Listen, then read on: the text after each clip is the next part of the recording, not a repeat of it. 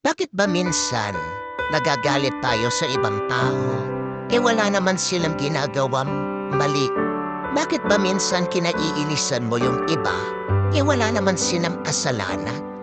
Bakit minsan, kung sino pa yung gumagawa ng mabuti, siya pa yung kinamumuhian? Bakit naiinis ka dyan sa katrabaho mo? Very punctual naman, pumapasok. Very organized sa trabaho niya. Napakagaling sa kanyang ginagawa. Bakit naiinis ka sa kanya? Bakit sinisiraan mo yung kapitbahay mo, gumaganda naman yung buhay niya, napapagawa niya yung kanyang bahay. Nagsisipag naman siya sa kanyang trabaho. Pero nakukuha mo pa rin na i-chismis siya. Makakita ka ng butas doon sa buhay niya, kinakalat mo yung bulok niya. Anong ibig sabihin? Paggalit ka sa ibang tao, ang buti-buti naman ang ginagawa nila. Isa lang ibig sabihin niya, naiinggit ka.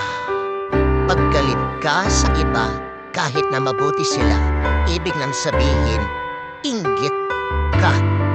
At aminin mo yun. Diba? Nakakaputang ina. Shut the fuck up. Shut the fuck up. Ako lahat ang masama! Ikaw ang mabuti! Ha? Sa lagay na yan, ikaw ang mabuti!